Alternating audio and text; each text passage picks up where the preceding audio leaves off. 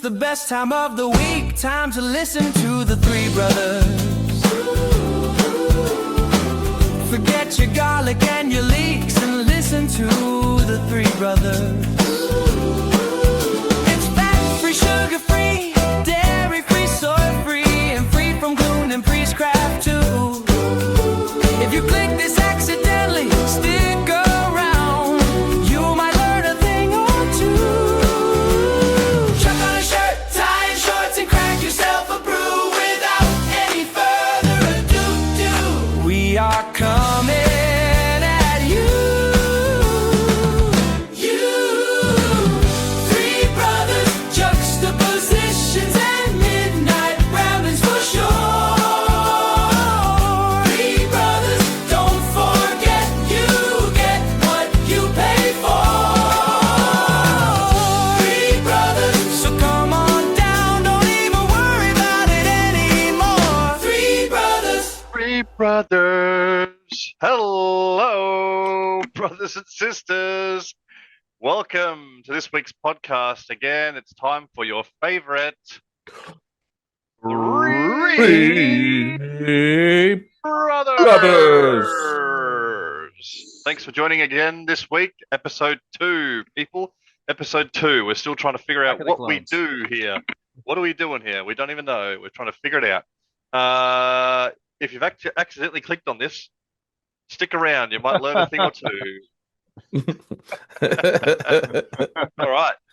Let's jump straight in. So let's start with the commitment from last podcast, episode 1.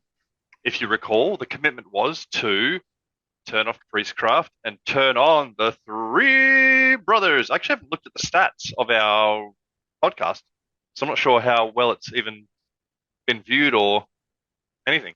I assume people are watching it. I don't know. Probably should have checked that.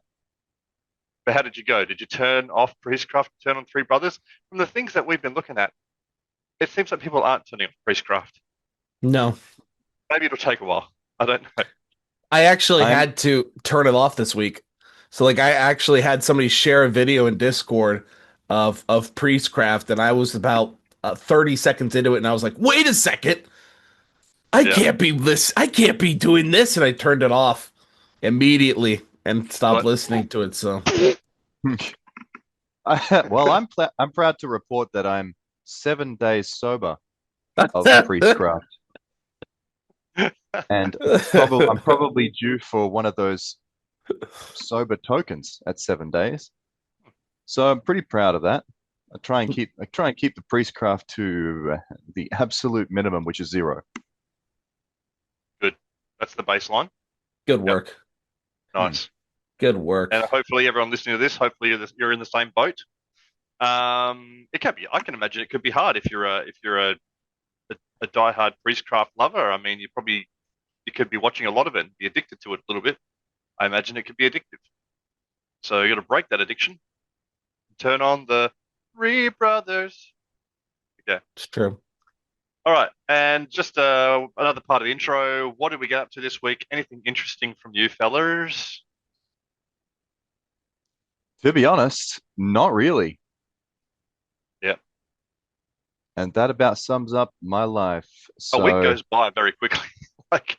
I feel like we just filmed this, like we just recorded the last episode and we're already doing another one. So it's like nothing really happens. Every day's the same for me at the moment. But for me, I will tell you what I did do. It's not interesting, but here's what it is. It's my last week of parental leave. I go back to work next Tuesday, which is kind of a bummer, but yeah, it is what it is. And it's very, very hot here in Australia at the moment, and well, in Perth anyway. I imagine it's hot everywhere in Australia.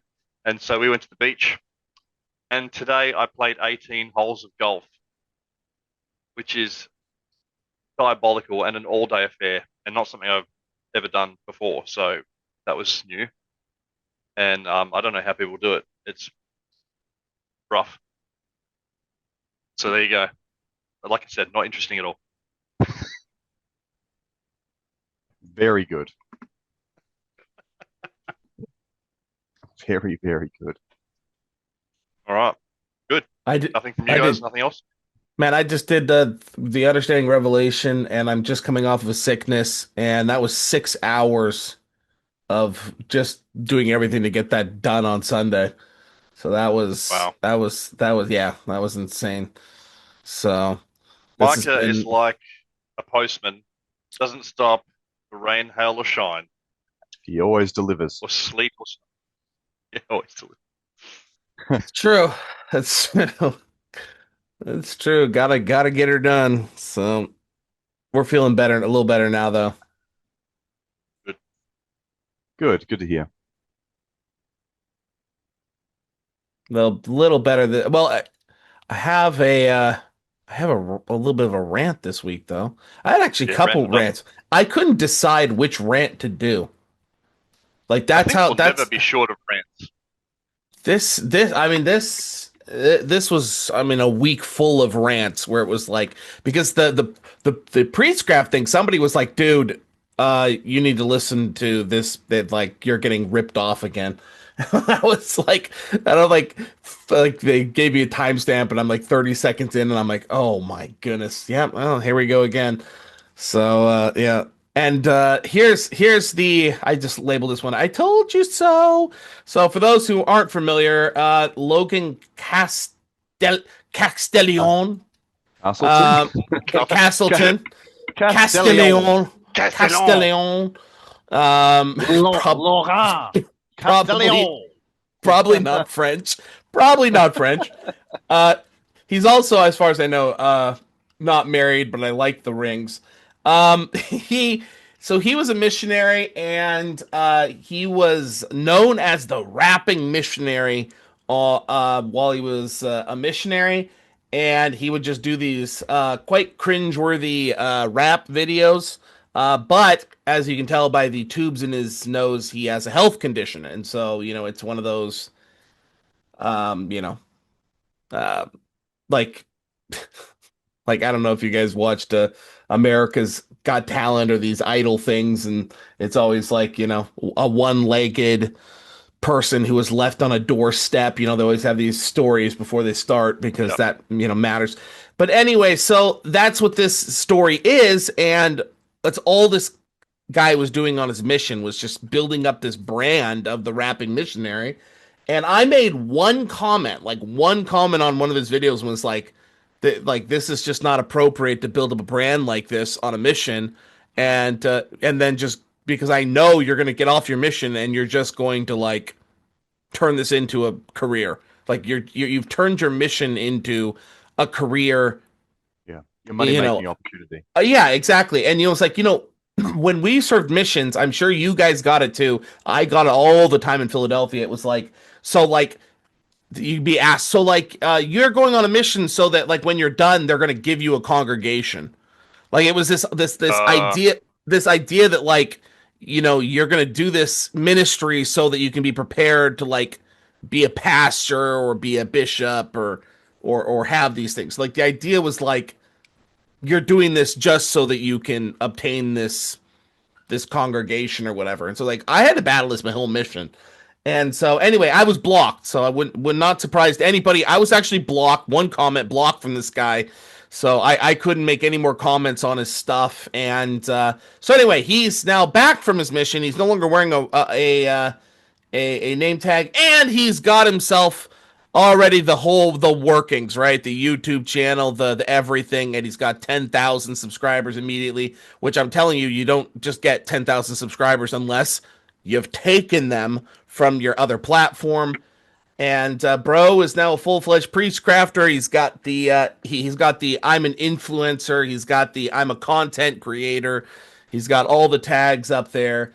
So oh, and I should also mention that like I was attacked, obviously, viscerally attacked by people that were like, you don't know, he's you don't know he's doing that. Like you don't know that that's what he's going to do. So it's fascinating. And now the arguments will be, well, he's back from his mission.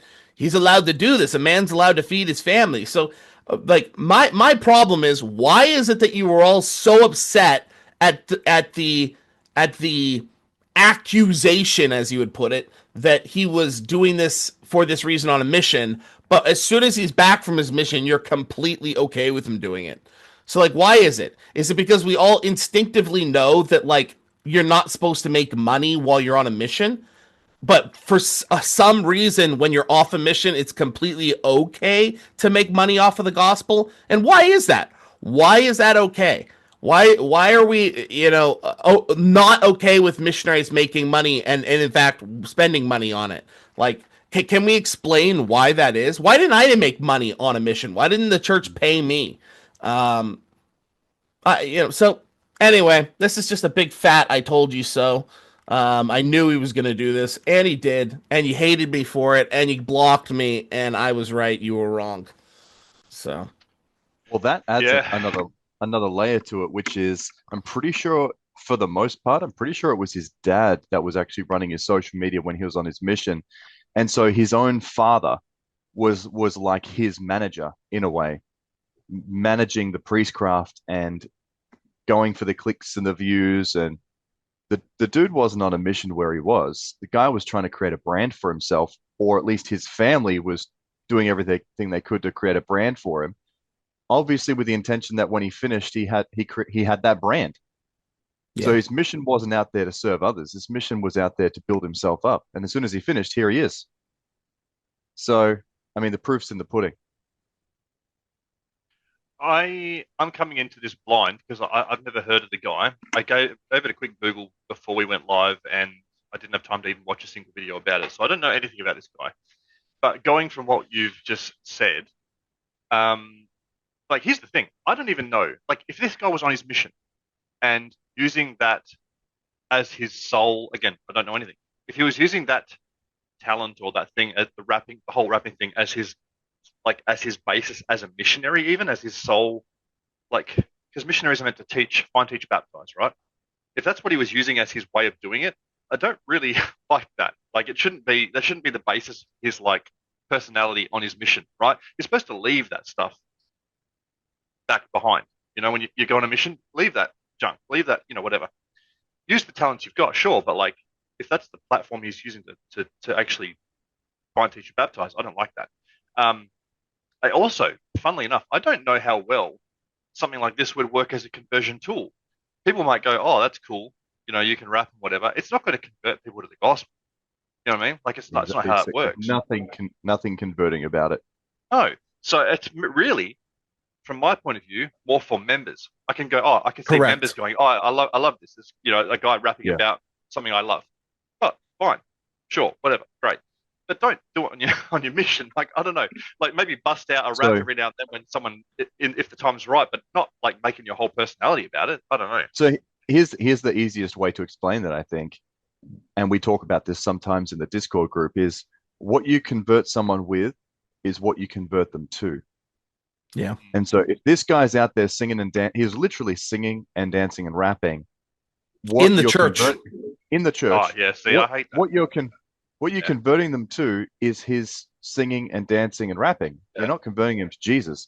And my example of that I saw this the most clearly on my mission was moving into an area, and the missionary that was leaving the area pulled me aside and goes, "Hey, you're so lucky to be moving into that area. I've got 5 investigators that are ready to get baptized immediately. As soon as you walk in, you got 5 people who are ready to get baptized." And I was like, "Oh, wow, this is amazing." As a young missionary, I thought, that's great. I'm going to walk in, we're going to have some great lessons, and immediately start seeing some people come into the gospel. And every single person, one of these people I met with, the first thing they said to me is, "Hang on, where's Elder so-and-so? Yeah, Where's I like Elder so-and-so? Where's Elder so-and-so?" I was like, "Oh, he's not coming. But did you want to go through this lesson?" And we'd go through a lesson, and they had zero interest. Happens And with sister missionaries all the time too. It Oh, would. yeah. It would. It would. I mean, they would Yeah. experience this day in and day out. This was my clearest experience of this. And just for the audience back home, you already know the end of the story. But the audience back home that might not have served the mission, they were all so interested in that elder. They'd all become best buddies with that elder that as soon as he left, all of a sudden they had absolutely zero interest in the church, Yeah. zero interest in the gospel, because the guy was super charismatic. He was Yeah. funny, he was fun, he was charismatic. And as soon as he left and I walked in, these people dropped away instantly. And the next time I saw the guy, he's like, Elder Wilkes, so how many of them were baptized? What happened? And I was like, "Mate, they're all gone." And he was shocked But what he clearly hadn't worked out yet is that they weren't converting to the gospel, they were converting to him. And this Yeah, rapping missionary was obviously doing the exact same thing. yeah, yeah. Now, I want to say one other thing. I've seen it in a different form. This in a different form. um, so in Perth, yeah. What's this? What's This is like, take it down a Silence. notch. Silence. Shush. Okay. You go, I want to say one more thing. You could just say it. No. Okay. Go, So go. you would never have heard of it because I had never heard of it. Well, maybe you have. There's a missionary in the Perth mission. I think he's still here right now. And he comes from a family in Utah that have really, really, really, really, really successful YouTube channel called Ninja Kids. So he's known as the Ninja Missionary because he comes from this YouTube channel called Ninja Kids, right? Never heard of it. Looked it up because we heard he was in the Perth mission. Very, very popular. Very, very, they're obviously actually wealthy from this channel and stuff, right? And I don't know what they do, but they do ninja stuff, flips and all sorts of stuff. And that's what their channel is for kids, right? Anyway, the oldest son, he's on a mission here and he's in Perth. And it turns out that my nephew loves Ninja Kids. And so they agreed to like meet my nephew, or he agreed to meet my nephew, even though like we organized it through the mission and stuff. And it was really, really cool. So anyway, what I'm getting at is I think you could say good ways and bad ways. This guy doesn't go around being a ninja on his mission. Like he's not going around, I'm being a ninja because that's what he is or whatever as a ninja on his mission. But using the talent when someone wants it or whatever, or if it serves a certain purpose, he'll do a backflip for you or whatever. You know what I mean? Like I think there's fine lines. I think there's fine lines like on this sort of stuff. But I think as long as it's not your persona, because again, like Ammon said, you're converting people to the backflip, to the ninja skill, not the gospel, right? The other one, I don't know, did you guys have on your missions, did you guys have missionaries who did magic? Did you ever have that? Like, was there any missionaries that did magic all the time? I had a bunch of them on mission. I did. So, And then they all disappeared. yeah, okay. So I didn't mind it. Like, so we called them the magicianaries. So they would use magic tricks to like teach little gospel principles and stuff. Again, it's very gimmicky, right? But everyone kind of loved that. And again, I was like, I'm not so against that, but it's different again to making your whole persona. I'm a magician first and a missionary second, or, I'm a rapper first and a missionary second, or what have you, right? So anyway, I think talents can be a good thing. Talents can be used for the right purpose, but if you make your whole persona that's what people are converting to, and that's what you got to be careful of. There you go. They at one point in time we stopped people from going on missions based off of that. So like I don't know if you knew this, but like we used to have famous Latter-day Saints like the Osmonds, Oh, the Osmond family, like very very very famous, Yeah. and they actually the church was like, we're not going to allow you to go on a mission because we I think if believe you're that ultra famous though, it's gonna cause issues almost, eh? that's what it is. And so it's just like because it would be distracting. Yeah. Because it would be distracting from the call. And now it just seems like be as distracting as possible. Like that seems to actually be the MO. And the problem with that is that we now have many priest crafters promoting this idea that that all of our ideas of reverence and not becoming a distraction, they're all cultural. That it's all just some kind of cultural thing, and that like we should be able to show up to church in purple suits and be singing and dancing down the aisle, and like that's just a cultural thing. And it's like, well, okay, does that mean that we can be singing and dancing in the temple? Can we do it there too? Like, is the reverence that we apparently are supposed to show in the temple cultural too? And so like, where do you draw the line on that one? And if it's if we understand that well, that's just temple reverence. It's like, well, that's supposed to be the same thing. You do in the temple, you're supposed to be doing in your wards and branches, and you're supposed to be bringing it into your home, right? It's it's like, that's like missionary obedience, right? It's like, no, missionary is supposed to be training for life. You've got it completely wrong. So I'm seeing it a lot. Cultural. Oh, it's just cultural. Nah, no. Nobody is going to watch this or listen to this and be more against everything that we just said than people who have recently served missions. And the reason for that is that this is what they're taught is Yeah, okay, it's different because different generation. because every single missionary I've seen for the past couple of years seems to go out there and film themselves doing all kinds of crazy stuff for the internet, Yeah. And all I kinds cringe of every crazy time. stuff. And it's I don't understand it. Like on my mission, I don't know about you guys, but on my mission, we were told you aren't even allowed to take a photo whilst you're um, proselyting. We're Proselyting. not Yep. we're not allowed to use cameras and take photos or videos or anything while proselyting at all. Um, and obviously, P Day is just for just recording basic things about your mission for your own for yourself. But now that missionaries are using social media, I find it so strange that they're uploading this stuff where they're wearing full missionary garb and they're singing and dancing and doing all kinds of this crazy stuff during proselyting time. And then they're uploading it to social media platforms for people that they're not serving. Correct. They're uploading it just for family and friends to see them having a good time on their mission. It's just you just have to ask yourself where their hearts and their desires really are. And once again, you might say, "Hey, lay off a little bit. They're young. They're whatever." I can say that because I was one. Correct. I can say this because I did it. I can say it because I there were rules and I followed them. I can say it because I know what it's like to be out there and do something very distracting that completely ruins my day spiritually, completely ruins my spiritual opportunity. And I always tried to not do that. So if people around me saw me doing stuff like that, like for example, one time I remember serving my mission, we had a little thing where everyone was buying these little collectibles. Everyone seemed to be getting these little collectibles. And it's like, oh yeah, they're pretty sweet. So I remember buying one, and I remember like unpacking it on my P day, and one of my companions was like, "Hey, that's Elder Wilkes. That's really distracting. Do we have to be doing stuff like that? Let's just not." And I go, "Yeah, you're right." And I packed it away. It's nice to have those little reminders from people that care, because when we're focused on worldly things and we're focused on singing and dancing and messing around and taking funny videos and stuff on our mission, we're not converting people to Jesus. It's just not what's happening. And in a And the world people that's that, so disconnected now because of the internet and everything being on social media, this seems like a perfect opportunity to get like away from that and get to people where they are face to face, succor them, like be in the moment with them, not just like throwing these stupid images on. Like those are some of the most powerful, memorable moments of my mission, like face to face with somebody, like being there in their suffering and helping them get through stuff. yeah, But amen. I mean, Yeah, I that's feel it just my almost thought. feels like we're the OG. We're the OG. You know, it's a different day, eh? It's a different day. I just feel like Okay, boomer. we were the end of a We we were were the sort of boomer the end of missionaries. a generation, and Yeah, then it all there's a just started change. to change. Yeah, Yeah, I mean, here's the real simple culturally. one.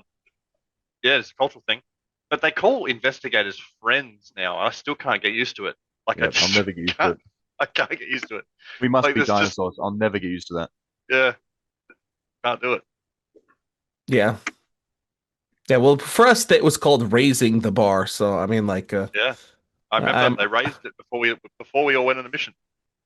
I'm okay with the wording choices that they Now the use. So bar has been lowered like a game of limbo. they There's got no rid of the Instead of bar. bar. going under it, They instead of going literally under got it, rid they're of it. jumping over it. They're just walking over it. Yeah. The bar was racist and sexist. So they and all the things. It was a bag of deplorable. It was a basket of deplorables. Yeah. And so, Oh, good rant. Good rant. oh, thank you. Get people upset. Right out of the bit. All right, so here's one that I want to pass over to Ammon. Man, this is a quote of the Quote week. of the week. Quote of the week. Yep, So take it away. and so anyway, just a little bit of background on where we got this. So somebody was sent this letter from the Isaiah Institute, and then this I don't like I have to look it up, like Elders Quorum president or like this guy or stake president. It was somebody big in the stake decides to send this letter Oh no. to the stake, and then at the end of it, which this part right here, the follow your heart, the guy who wrote the letter said that this wasn't Gileadi. So he says, when deciding how much money to give, follow your heart. And so that was the member of the stake presidency. So anyway, this was just tidbits of it. If you want the full letter, you can check it out in Discord. But this was a little tongue in cheek. Am, take it away. This is the quote of the Okay. week. This is going to kill my brain and my heart, but here we go. The Isaiah Institute badly needs our first full-time employees to get Isaiah's end-time message to the world and to the Ephraimite spiritual kings and queens. We are trying to raise $60,000 US to hire a full-time videographer for 1 year. Do you have any wealthy friends our President Stephen Beckstead could talk to about the Isaiah Institute, about all we have accomplished thus far with dedicated volunteers and what our immediate plans are to take us to the next level in influence? Close quote. To take us to the next level, do you know what that immediately reminds me of? And I think the connection is Erica. perfect. Erica Kirk. We're gonna take TP USA to the next level. Yeah. And then And and who then was it that promised that? Who promised to take him to the next level? the Jews. All the while she stares like this. Allegedly.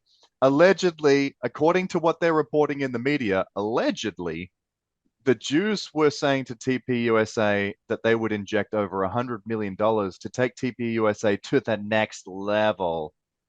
And that was very interesting and scary and foreboding. And isn't it super interesting that they're using the exact same commentary here about Gileadi and his Isaiah Institute? This is crazy. So I have a lot of background with, I have a lot of, yeah, you look good. I have a lot of background with this stuff. And Abraham Gileadi seems to be the most common denominator, perhaps the most common denominator with people arguing their way out of their membership of the Church of Jesus Christ of Latter-day Saints. The common denominator always is, I'm leaving the church, here are my reasons, and on top of that, I've read Gileadi's work and I believe it's correct, and therefore I don't need to be a member of the church. Yep. And he is a priest crafter, and he is a person that I'll just say politely does not necessarily lead people along the covenant path within the Church of Jesus Christ of Latter-day Saints. And I've seen the NDAs from people that have joined in Yep. his study meetings. I've seen the NDAs he makes them sign. Now, why would somebody who's teaching people the gospel of Jesus Christ ask the members and supporters to sign NDAs about what they teach?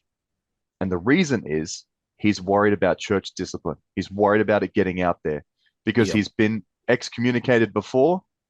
And regardless of why exactly that happened and why it was reinstated, I can tell you from the things that I've heard him teach and that I've read from some of his books that it's got some teachings in there that don't quite square with the church, to put it lightly.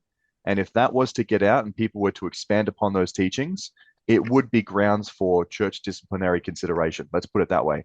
So it makes perfect sense to me that if he was speaking freely in those meetings, that he would be scared about that information getting out into the wider public. So I've seen the NDAs and I know what's being taught in those meetings, and it ain't pretty. So I'll just keep the rant there. My old elders quorum president, who I loved Gileadi, and it was a bit of a heartbreaker for me because I could not believe it, I could not understand it, and he would often reference him in Sunday school, not usually in elders quorum, thankfully, but in Sunday school he would use Gileadi's words, things especially when it was the Old Testament year in Come Follow Me and stuff. He would reference Gileadi, and I called him out on it multiple times, and I was like, this guy, you can't be talking about him and you can't be referencing him. It's crazy. Because if you have to worry about the church's views on your teachings, like to the point where you've got NDAs being signed and things, your teachings are an issue, right? Your teachings are wrong or have issues, right? If you have to worry about what the church thinks if they find out about it, I think there's something wrong with your teachings, right? It's got to be. Like otherwise, what are we doing? And so in regard to this specific message, it's priestcraft, like literally in the message.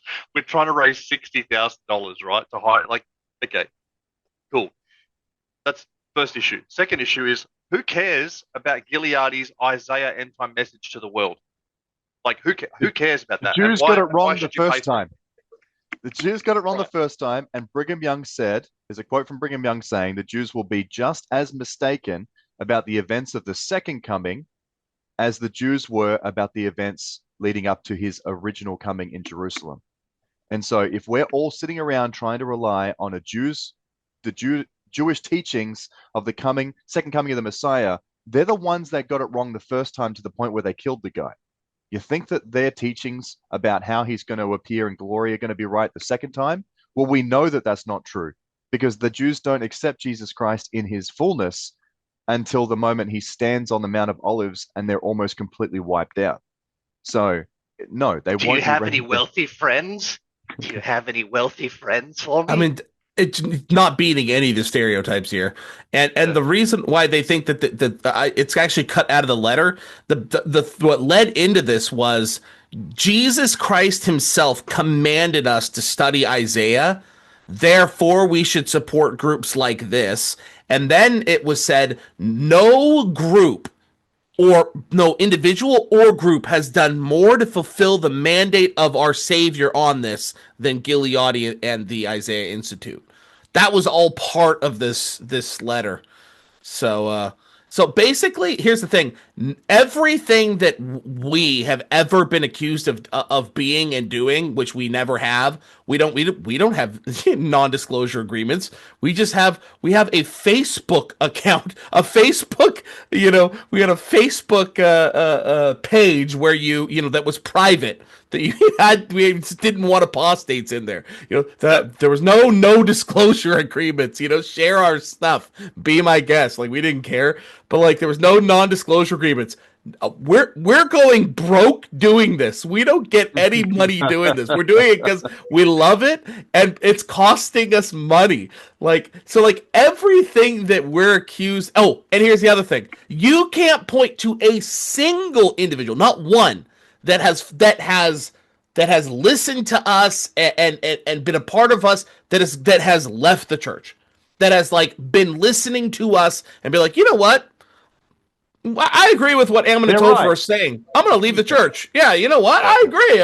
Never, not once, not once. Our position has always been follow the prophet, even if he is literally telling you to put poison in your body. Like that's always been our position.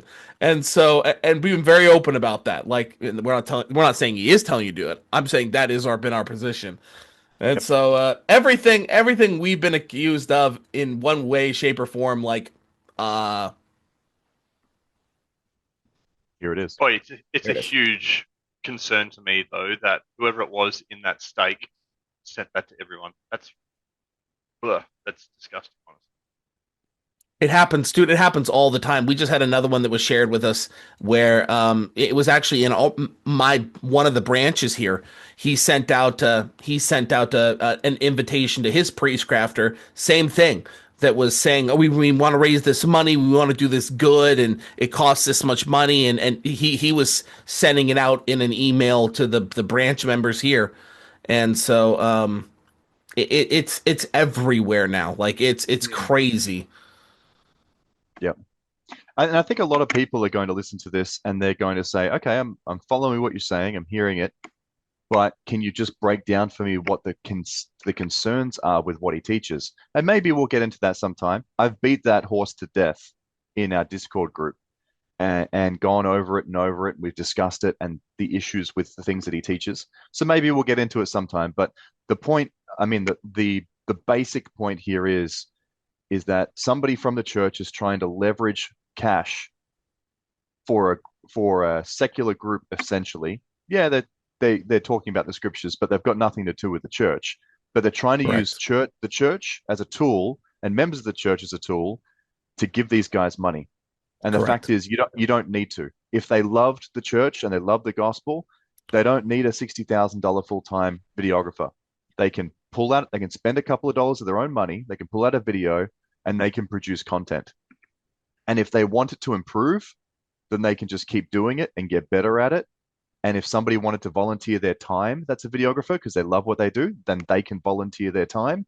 And everyone can just get in as volunteers and they don't have to be worried about hundreds of thousands of dollars of people's donations. It's not required. And Gross. definitely don't be leveraging, pulling people's heartstrings and leveraging the gospel of Jesus Christ to put money into it. You don't need it. It doesn't have to happen. But Ammon, Yeah. Ammon, I heard everything you just said, but I'll just Yeah. counter it with this: go to the temple, follow your heart, All in my heart. Okay. follow your heart. Don't donate Follow your whatever, nose. donate whatever your little heart tells you to, because your heart isn't deceitful. My heart tells me to donate a lighter and a full tank of gasoline Oh, Follow your nose. Follow your nose, guys. to the scroll right here. See that? Good See guys. that beautiful little candle in that picture?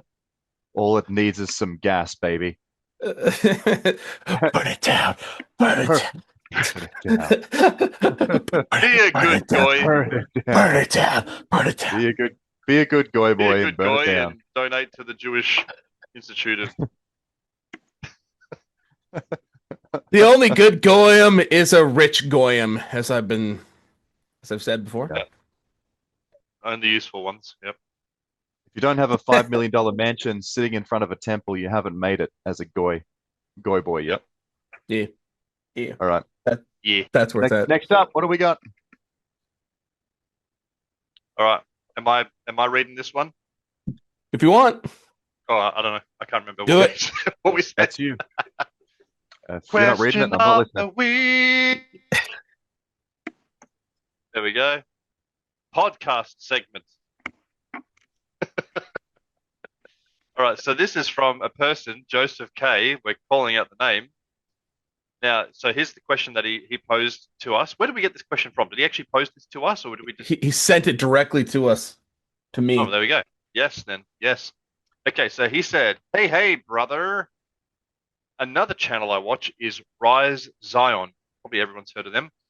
And he shares messages from stakes around the world, Okay. emphasizing preparation for the second coming, even temporal prep and urgency.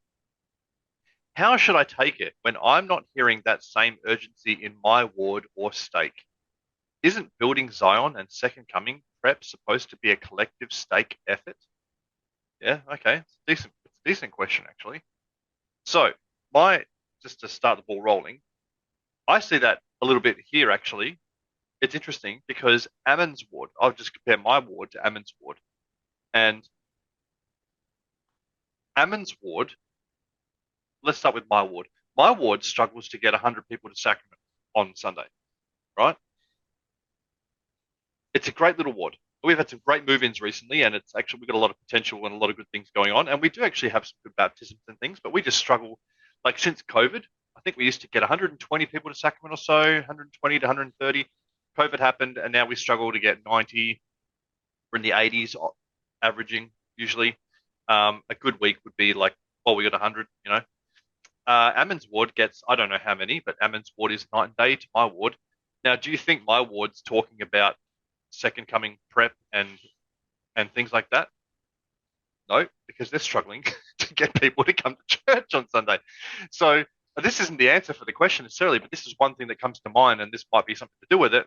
But if you go to Ammon's ward have ward activities that are literally, and Ammon can probably speak more to this, it's his ward, but Ammon's ward, and he's invited me to them, and I've been to them, and they're great activities. They have activities in his ward on prep, like temporal prep and you know, all of that sort of stuff. And Ammon he can add more to that if he wants.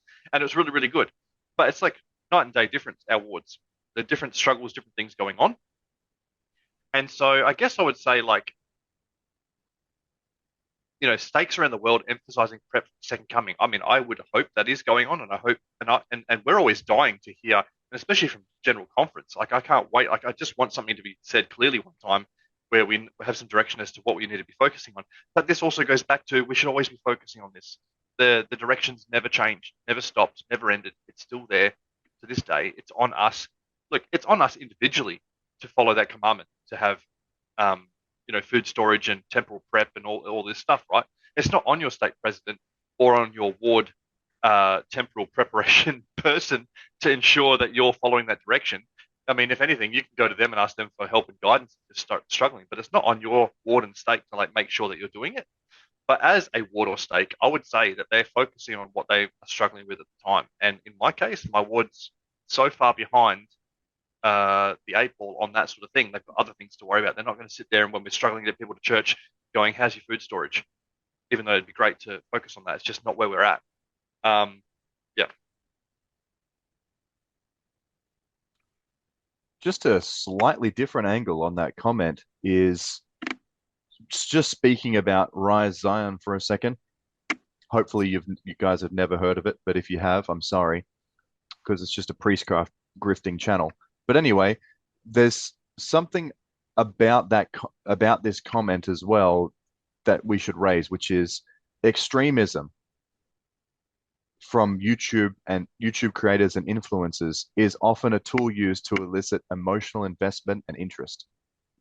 So this guy in particular constantly, like if you look at his channel, you could look at any one of his videos, every single one of his videos is using like an extreme title or an extreme content to elicit a member's emotional Do this investment. now or you will die. Correct. Yeah. Every single one of the videos is like that, so that people click on it and watch it. So the reason that he's doing these topics and constantly talking about the most extreme things is because it gets the most attention, and therefore the more attention, the more clicks, the more clicks, the more ad revenue, the more ad revenue, the more he gets paid. And so therefore the cycle laboring for money. He's doing it so he can get paid. So the next time he goes to create a video, his reasoning for creating the content is going to be, what am I going to share that elicits the most interest? That's the thing that I'm going to talk about. So he's not going to be talking about things like, let's talk about faith or let's talk about these scriptures. He's always going to be looking for something that elicits the most interest, which means that his channel is bought and paid for, and it's literally just a priestcraft. So, the guy could on appearance be trying to warn people or give people information, but there's some really great quotes from our prophets that we've gone over in the past that say, if you're conducting priestcraft, it actually doesn't matter what you're producing because it's all dead. If you're doing something and it's in the form of priestcraft, even if it appears to be good, even if it appears that you're sharing a decent message, it's all dead and it's not counted unto you for righteousness. So that's just like one angle to hit here, and maybe somebody will watch this and go tell the guy. It doesn't matter to me. I'm sure he's probably a really nice person, but there's no doubt that his channel is monetized. And if every single thing he's doing is like the warning voice of something scary that elicits interest, then obviously the intention is to get more views. More views equals more money, and therefore he's literally just grifting the gospel, which is crazy. It shouldn't be happening. Now, if he turned around and if he heard this, someone messaged him and he realized, hey, that's probably not the way to go. It's probably not the way to try and build your bank account based off selling the gospel. I will turn my ad revenue off. Kudos. And I think you'll start seeing the content of the channel immediately change. You'll have to start thinking about, what is it that I want to share with people that will be the most benefit for the people, because I'm actually not getting anything out of it save for the benefit of the people themselves, not the money. So that would be awesome. Anyway, your point is really valid. I just Googled his channel, right? I don't listen to this guy, never have, but I just Googled his channel.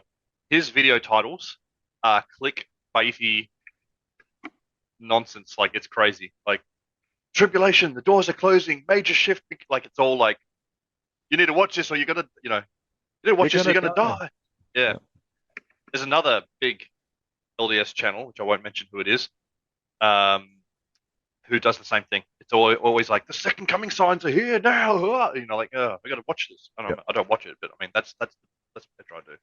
And then the interesting thing is, during the content of the video, you'll get the influencer, you'll get the priestcrafter saying things like, here's a headline, da da da da da. I don't know. I don't know what to think about it. What do you guys think about it? Leave comments in the chat. Smash the subscribe button. Like and follow. I don't know what to think about it. I guess, I don't know. So anyway, I'll see you guys next week. It's just that actually, aren't presenting anything either. All they're doing is mentioning the topic, so people have clicked on it, they get paid the ad revenue, and then they'll do it again tomorrow. They'll do the exact same thing. Hey, here's a headline. Yep. Well, we better be good, guys. Okay, I don't know what to think about it. Do you? I don't. Cool. No one knows. No one will ever know. All right. See you next week. Yeah. Yeah. There's nothing in it. It's like sharing gossip because you don't want the commitment associated with sharing anything that you believe to be true or the news. So it's basically just you don't want the commitment, but you want the money associated with it. So yeah, there's three things I would say about this. One is that I agree with the whole priestcraft thing, and I think I love the question. So please keep sending them in. But at the same time, remember the commitment of the week was turn off priestcraft and turn on the Three Brothers. A little bit of tongue in cheek there, but it's funny that the very first the really good some of these good questions contain priestcraft like in the thing. So we failed a little bit on turning off the priestcraft. And people need to not overlook how important it is to be not led by the Spirit, being led by money. That point that Ammon made there is so crucial. And it's like we just think, oh, it's not that. No, it's a huge deal. You're laboring for money. Like it changes how you view things. It changes everything. It's why there's 1.5 million pictures of Jesus painted with little children in fields of daisies. It's because 80% of the pictures purchased are purchased by women, and that's what they want. And so an artist is going to be painting those things. He's not going to be painting things that maybe will be the best or the most useful. We have like basically what, like 1 or 2 pictures of Samuel the Lamanite on the wall getting shot by arrows. Nobody wants to hang that in their house. So we're still using the one from like 1950 or whatever it is. Like we all know the picture, and it's like, are there other ones? It doesn't. Who's gonna paint that? No one's buying it. So to be led by money means by default you are no longer led by the Spirit. And I would say this here as the last thing is that people the counter to this might be, or the anti if you will, is that, well, wouldn't this mean that we'd have to turn off the Three Brothers as well? And to that I would say, first and foremost, we don't practice priestcraft, so we don't get paid for this. And the second thing I would say is You get what you pay for. You get what you pay for. But the second thing I would say to that is, be my guest. Please, if it means you turn off Rise Zion, turn us off too. As I've said it 1 million times, if I could get you to turn off Gileadi and that cost you turning off me, do it. It would be better for you to turn off me and them. But I will tell you this, and I've said this for years. If you believe the Spirit of the Lord is telling you to turn off the Three Brothers, but keep going back to Gileadi or keep going back to Rise Zion, I testify with all the fervor, with all the humility I can muster, and hope that the Spirit can get through to you. You are being led by demons and devils. The Spirit of the Lord would not tell you to stay listening and partaking in priestcraft and avoid us. I'm telling you, you're being led by demons and devils. So turn them both off, be my guest. But if you feel like you're being told by the Lord to turn us off and go back and partake in this priestcraft content, I'm warning you, you do not have the discernment that you think you do. You need to check yourself. So, Boy, this is crazy. I have to share this. Look at this. Look at this. I don't want to keep harping on about this dude, but you guys see this? yeah. He has a join button, right? So when you see a join button on someone's channel, I don't want to like hammer this one guy's channel. Like I don't, I'm not that all about this, but it's pretty gross. So here's a join button. So you've got to subscribe, right, on YouTube. That's free, costs nothing. You subscribe to someone, you get a little notification if they make a video, whatever. Then this guy's got a join button. And you can be Rise Zion level 1, or you can be Rise Zion level 2. Look at that, $5.99 a month, $19.99 a month. That's Australian dollars, so it'll be slightly less American, whatever. But if you join, you get loyalty badges and custom emojis and blah blah blah. It's like what is going on, man? So it's ugly. Priestcraft. It's ugly. It's gross. I've never met someone that I've brought the point of priestcraft up to on stuff like this, and they've been proud to stand behind the fact that they take the money for themselves. They're always upset that it's discussed. They're always upset that you bring it up. They're always going to try and block you, defame you, call you a name, get very angry about it, or brush it off and just say, everyone's doing it. I'm the same as everyone else. No one ever claims it. No one ever just wears it. No one ever just goes, yes, I am making money doing this and I'm proud of it. They refuse to say that because they know what it means. They know what it implies. It implies, yes, I am literally charging you to sell. I'm selling you Jesus and I'm charging you for the opportunity. So thank you very much. I've only had one person ever I've heard say I do understand that. I don't even care if it's priestcraft. Please get me. And they kicked him out of the priestcraft cabal. They wouldn't have him on. And in fact, Yeah, right. this poor individual, the thumb, he actually died. But I've only actually seen one person actually come out openly and be like, I don't, yes, it is making money. It is for me. I want more of it. I don't care if it's priestcraft. And they were like, whoa, this guy's a little too honest about this, and they actually kicked him out of the priestcraft cabal. None of them would Yeah, have him right. on. Too I remember honest. his argument was, I don't just talk about church. It's like, oh, okay, 99% of it is. Like, Yeah, yeah, okay, yeah. I talk 1% about like other things. Oh, okay, fine then. Charge people for it. What the heck sort of a argument is that? Crazy thing to say when the entire draw of your channel is to bring members of the church in to hear about Jesus. Correct. Yeah. Yeah. And then people are going to listen to this. Maybe maybe you clicked on this by accident. Welcome. I'm glad you stuck around to this point. And so maybe they're also asking themselves, well, that doesn't seem fair. I mean, they're just talking about Jesus online. Well, does this seem fair? Would I come if I came to your house to do ministering and I asked you for $5 for the Yeah. privilege? How would you feel about that? Whether you can pay it or not, how does that make you feel? Or And the missionaries instant, getting paid. correct, the instant visceral reaction is that's not service. That's not out of the love of your heart if you get paid. I wouldn't have a problem giving money, but the handing over of money insinuates that it's something other than service. It's something other than work on behalf of Jesus Christ. And that I'm not comfortable with. How would you feel if before the priest blessed the sacrament on Sunday, you needed to give them some money for it?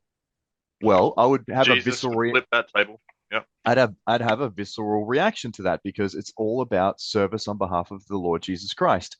So if these things provide you with such a visceral reaction, it's not good. It's a bad look. It's not the way it ought to be.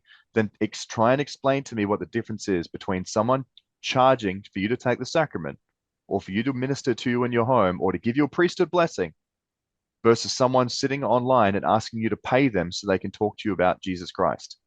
And the answer is there isn't a difference. It's just that you might currently see it a little bit differently, but the truth of the matter is there is no difference. And to the Lord, do you think he cares? It's the same to him. Whether you sell him online or whether you sell him in the sacrament meeting, it's exactly the same. It's the reason he flipped the tables in the temple. That's how Yeah. much he cares about it. So Yep. carry on. Yep.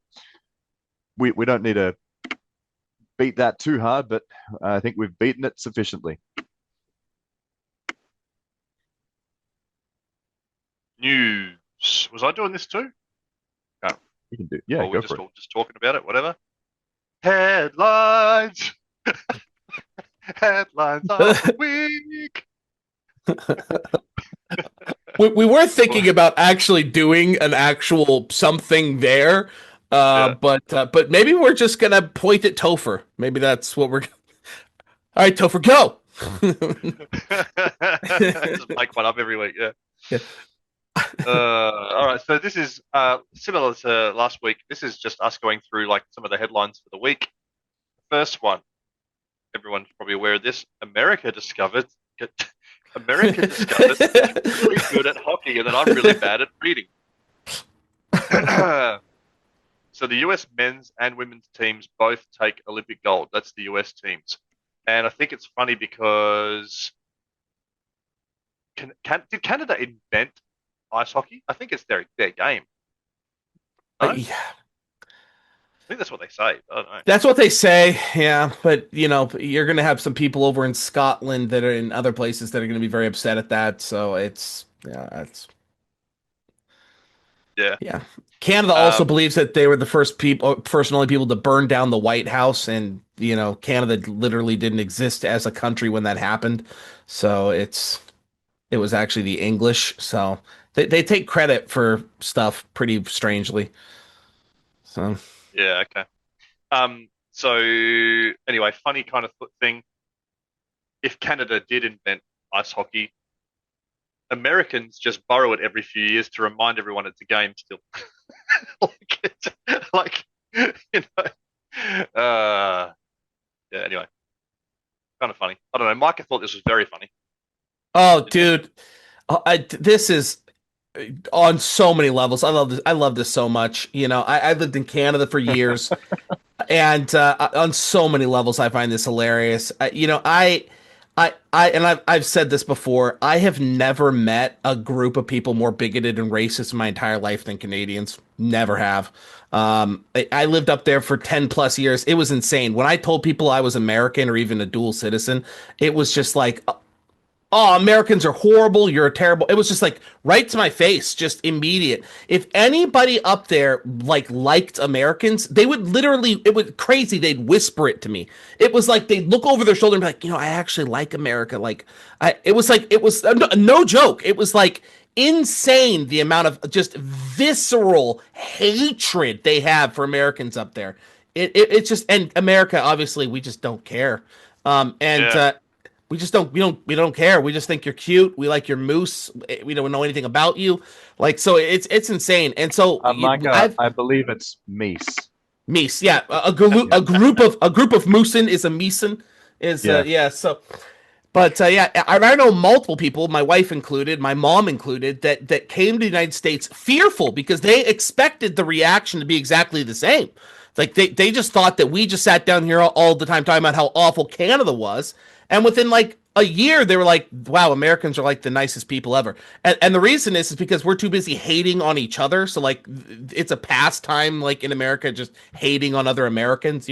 So like if you're on the right side of the spectrum or the left, or if you like football or on the wrong team, we're too busy hating each other. We just don't hate the world. And every single time my mom or Ashley will be like, "Oh yeah, I'm from Canada," it's like, "Oh, I love Canada. That's so cool." Blah blah blah blah blah. And it was just like, this is insane. Like, why is everyone so nice about this? And it was like, because she lived through it with me when I was like, yeah, I'm actually from the States. It was like, oh yeah, well, are you a racist bigot too? And it's like, wow, okay, cool. Thank you for that. So I love this. My first bishop in Canada was just an avid, just visceral hater of America, lover of Canada. And that year was the Olympics, and the Canadian women beat the American women in hockey, and he made me watch it. And then that women's team, that Canadian women's team, uh, skated around on the ice and got drunk and skated over the American flag, skated over it. And I was like, do you think this is okay? Oh, and why did it matter that they were getting drunk? Because they were actually underage. So these were underage, illegal, getting drunk, skating on the American flag. And my bishop was like, man, you're taking the loss hard, bro. Like, you just need to like allow them to enjoy their moment. Like, this is our thing. Like, blah blah blah blah. This year, Canadians are booing our national anthem. Yada yada yada. And we beat them in hockey. And all you're hearing about is, oh, Americans are such poor winners. No, you're just an awful loser. You've been an awful winner for the last 40 years with this. We just, just grow up. And so, yeah, so no, I love it for all those reasons. I also love it for this reason. None of this stuff matters, folks. Your entire identity is literally skating around on ice with a puck. That's all your identity. You care this much about it.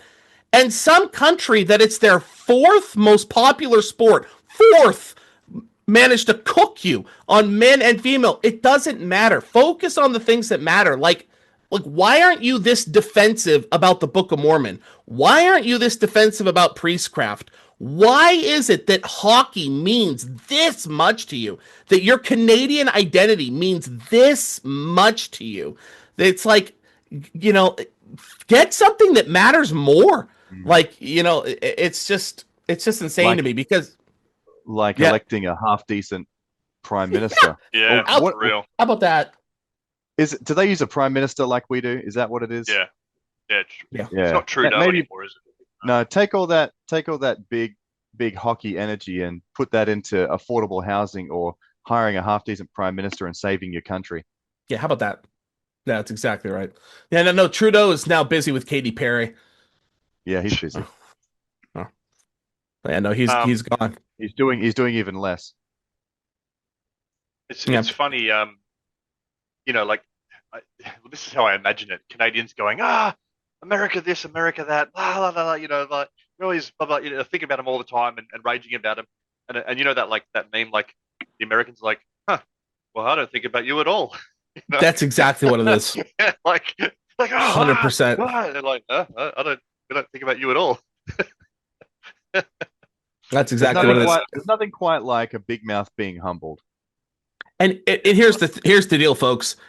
Nobody more than me has said and pointed out that America is going to burn. Nobody has said that more. That this idea that like America is going to be in the New Jerusalem or whatever. No, all kingdoms of the earth are eventually going to collapse. Nobody's been more vocal about that than me. We're all going to collapse. We are all going to go down. New Jerusalem will be the only kingdom. Now, with that said, brothers and sisters, there's only been one country in the entire world that means, I'm sorry, it's not Canada. Sorry, it's not Australia. Sorry, it's not any one country in which the Lord himself said, I took an active part in the creation of that constitution. One.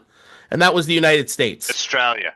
Oh, It was Australia. There wasn't one. There hasn't been one. It's been America. And so, when you attack, America, just realize that, right? Like, we're awful, but we're also the last awful beacon of things like free speech and stuff. And when that goes down, we're never going to need the New Jerusalem more. So I've never, and something you said before, I've never understood the making of your identity like a sport or whatever. Like people make like sport that they love, like it'd be football. Like, I mean, England, Britain is like a real, or like all of Europe really is like a real good example of that. Like they all have their football, we call it soccer, I don't know what you guys call it. They're football teams, right? And they are like do or die, like punch each other to death over it. Oh yeah. Like it's hardcore, like crazy. Like I had a friend over here. He doesn't live in Perth anymore, but I was in YSA with him, and he was from England, and his team was Tottenham, right? Never heard of it in my life. I don't care about soccer at all. I don't like any sports. I don't really follow any. I don't understand the making a sport your identity or caring so much about who wins or whatever. Don't get it. But anyway, Tottenham was his thing, and I made a joke and I said, something about like Tottenham sucks, right? Like just to get, and he was ready to punch me. Oh yeah. He was livid at me, and I was like, "Are you kidding me? I'm just joking, mate. Like, what the heck? Like, who cares? Like, it's no joke." And I'm like, I just don't get making a stupid sport. Who can throw or kick a ball better or hit a puck better? Your identity or your thing, and it's like literally, these things are like designed to just suck you in and put your attention on them, so that you don't see Epstein doing a whole bunch of nonsense. You know what I mean? Like it's a distraction, and like who cares? I've never understood it. Not that you can't like sports or whatever, but like I don't know, who cares, man? It's not that big a deal. That's exactly right. Not that big a deal. Yeah. Would you consider jiu-jitsu a sport? Is that a sport, or is that just a sport? But again, I'm not watching. So me and Emin do jiu-jitsu. We're not watching. I couldn't even get to the punchline of my joke about being a gay bathhouse, but that's fine. That's fine. Sorry, ruined it. I take that very seriously. And boy, I love all the memes. You see all the memes and the jokes about jiu-jitsu being like totally gay. It's so funny to me. Yeah, because it's pretty. I mean, the first time you go to jiu-jitsu, man, you are rolling with a man. You're straddling a man. There's no easing into it. I have yet to meet somebody who does jiu-jitsu that has gotten offended at it. Not one. Yeah, it's funny. They all think it's hilarious. So that's a good sign about the sport. Yeah. But there's nothing more homosexual out there than practicing jiu-jitsu with another man. I literally don't think there is. You couldn't be a more homosexual type of sport. Like, I mean, how do you get more on another man. Like it is literally.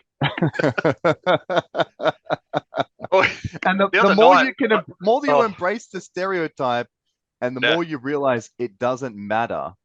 yeah, It's the same context, isn't it? Like it doesn't matter. You're doing Yeah. something for fun, and it's not so serious, bro. Like don't make it so serious. yeah. And again, Yeah. we're not watching professional matches and going, "Ah, ah," Yeah, and if you tried to offend me about my favorite jiu-jitsu player or whatever, I yeah, wouldn't try and fight you over it. We'd probably laugh about it, yeah. or not care. I It wouldn't doesn't care. matter. Yeah, Yeah. It doesn't matter. I'm, yeah. Maybe it's Am, Australians. I'm pretty am, apathetic about most things. Em and Topher are teasing me about things American all the time, and I think they're hilarious. They send me, how many bald eagles in a pack of 12 of hot dogs does it take to to get from Michigan to New York or something? It's always like Because America uses the imperial system, No, uh, it's and they refuse to measure. yeah. Americans will literally use anything but the imperial system to measure Yes. things. Yeah, And yeah, there's like news clippings of people going, "Man, the truck that rolled over it weighed 3 rhinos." It's Like, very well, random. why are we measuring the truck in rhinos? Just tell us it was a ton, or you know, It snowed a hot dog and a yeah, half. because they yeah, don't know their own right, imperial measurements for weight. They can't figure it out. It's too confusing yeah, for them. yeah, Oh Gold. gosh. But anyway, Yeah. it's hilarious, and people need to stop taking those things so seriously. Yeah. correct. All right. So number two, State of the Union gets extra awkward. Lawmakers stay seated during several moments, sparking backlash. Now, again, I'm not a huge politics guy, but I did see this in my feed at some point, and I it's mind blowing to me, right? So I love how President Trump, he goes, first and foremost, stand with me if you agree with this statement. And it was something like Americans first, not illegal aliens. It was like something simple like that. And of course, heaps of people stand and they're all cheering, and for a long time too, by the way, right? And I mean that you could say that statement is like um, out there. Oh, what would you call it? It's not controversial. It really isn't controversial. You could say it's controversial. I don't think it is controversial. You could say it is. So that's what he says. Half the people stand up and clapping, but so many in there don't clap and don't stand and don't agree. So what's crazy to me is that these are all American citizens. They're all American in the Congress or whatever. I don't understand American politics. They're all in there doing whatever they're doing, State of the Union, and half of them don't stand to support Americans first, not illegal aliens. And that to me, just straight away, is like this is just institutionalized, like lying to yourself and lying to everyone else. Like how can you not be your own country first? Like that's crazy to me. This is just like institutionalized suicide. You're just basically saying, well, Americans don't matter. Anyone else matters more than us. That is bonkers to me. And then you had what's it face Ilan, I forget her name. Ilhan Omar. There you Yep, go, that's right. screaming out and yelling over Trump as he was trying to talk, saying, "You've murdered people. You've murdered people." It's like, what are we doing? What are we doing? Also, what are you doing? Like, like what gives you the right to be yelling stuff out of here? Like, yeah. So anyway, that's what I got from it. I didn't watch like anything else aside from that. That was enough for me to go, this is gross. I can't believe this. Yeah, the poor lady, who was just absolutely butchered is it's the only way you could word it in the bus that was just stabbed by that person just out of the blue. Her mother was there and we wouldn't even stand for that. And it's like I understand that it's political theater. Like I get that. Yeah, But it's theater's a good way of putting it. Yeah, I get that, but it's like I would still stand, yeah, and yeah, I would still just stand. Like it's political theater, I get it, but I would stand. Here, my response. You want a good response? Is you stand to this person and go, okay, now anybody who believes that we should be Israel first, keep standing. That's how you respond to something like this. You go, I agree. We put Americans first. That includes Israel, correct? Like that's how you respond to something like this. You don't just go, "No, I don't care about Americans. I don't care about that mother who's literally in the audience. She's there. I don't care about her daughter that got butchered." Ironically enough, who was a Ukrainian? Half of these people have Ukrainian flags still in their bios, you know?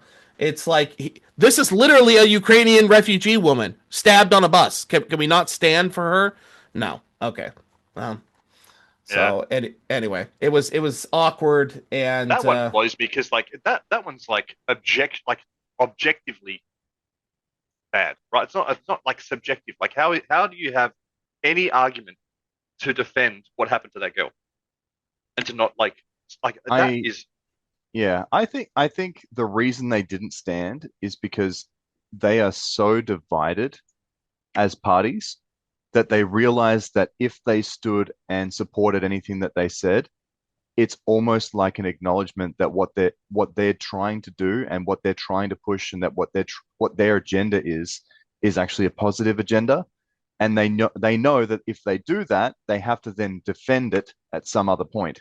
They have to defend the reason why they stood and explain, well, I was standing for that woman and her family, but I actually don't necessarily follow the same political stance as them on the border or immigration or whatever it might be. So they definitely got caught in a theatrical political trap, and people are going to talk about it, and it's going to cause a big stir.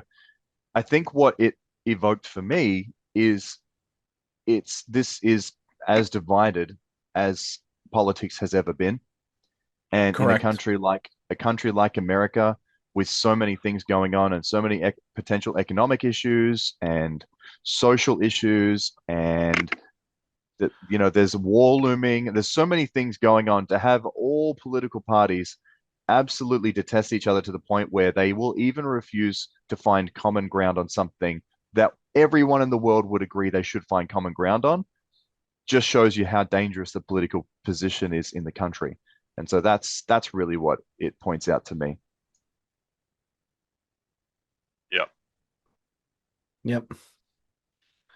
Yeah, I mean, they're so divided that, like, even if they say something true, like, even if the other side says something true, they can't even accept it. They can't go, yeah, I agree with that, because then there's some sort of inclination that they agree with And they don't everything want to or have other to things. show Yeah, that. they just can't Correct. even.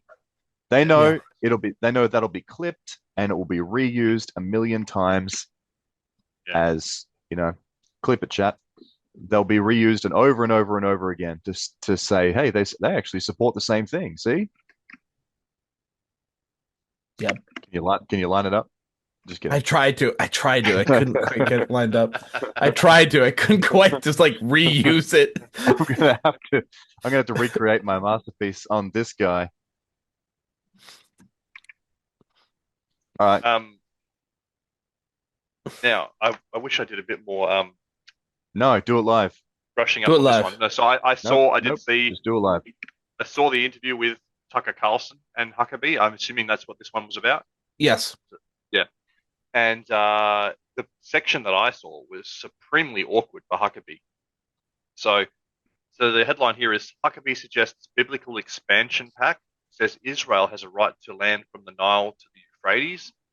And from what I saw in interview with Carlson and Huckabee, was that Carlson put him in his place. Say what you want about Tucker Carlson, but he put Huckabee in his place to the point where Huckabee almost had to like he was like oh, like really like got put in his place literally, um, because and I'm not the best person to explain this, but there's this false narrative, and please jump in and correct me if I say anything wrong here if you want to like straighten me out here. But there's this false narrative that Israel, as it stands today, Israel is the original people from, is it the land of Canaan, right? Canaanites, or like it's the original, like these are the people who inherited all that land. And the fact of the matter is that modern day Israel is not the same people. Because remember, if you look at the history of where Israel came from, those people were scattered. Those people were scattered originally. They're all over the place, right? These Israel as it stands today was created again, if you recall.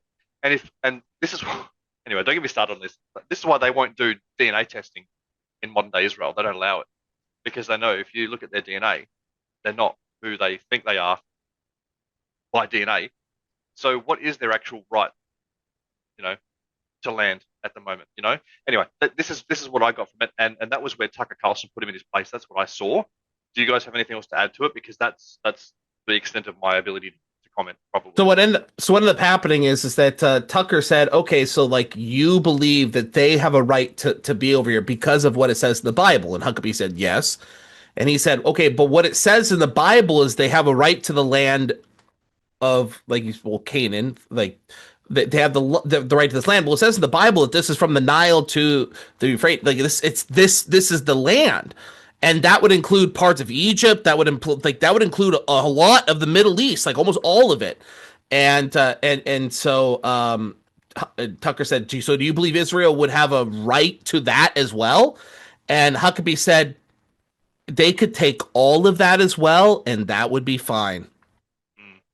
And so he literally, and by the way, he is the ambassador to Israel. So our United States ambassador to Israel said it would be religiously and morally, it would be okay if Israel took that land from the surrounding countries and made it a part of Israel. It's known as Greater Israel, by the way. And so yeah, so we just said that quiet part out loud, and now everyone and the very first time this has ever happened, all not one, all of the Muslim countries in that area, all of them, it was like 9 or 13, wrote a letter scathing this and asking the White House to make it clear that this is not U.S. foreign policy, that this would not be okay, in fact. And as of yet, no response. So as of yet, no response from the White House. It's funny But when you accidentally get to peek behind the curtain when they accidentally put their foot in it. You know, you actually see Yeah. what they truly believe, and my eyes are opening more and more to that sort of thing lately. Anyway, more importantly, the Dow Jones is like up 30 billion, oh yeah, and and Iran is just really really mean to their civilians, and so like what we need to really focus on is the Dow Jones and just how mean those people in Iran are. I mean, so mean that I think we should probably go to war um with them. Like really, that's what we should be focused on at this time, I think. it So reminds yeah. me of that Simpsons clip. You know, it's like that big fat dude in like Cuba or whatever. And he's like, oh, I can't remember what he's talking about, but he's like, you know, like we related to this. Is like, oh yeah, we should have the Nile and the Euphrates. Oh, I should not have said that. Oh, Oh, I should. Oh, it's too hot. It's too it's hot. too. To, you know, like, Dude, I oh, should not have said not have that. said that. I cannot say more. I cannot say more. I will be in trouble. I will be in trouble if I say more. uh, So anyway, he said it though. So anyway, Huckabee said it. So he also said that when pressed on how Israel's doing in the Middle East with human rights, Huckabee said that well, Israel does an infinitely better job at protecting human rights in war than America does. And yeah, and Tucker was like, "Did you just insult? You're an ambassador from America to Israel. Did you just insult your own country?" So yeah, like, did you just say that are you an ambassador for Israel or for us? So Yeah. yeah. Anyway, it's I should not have said that.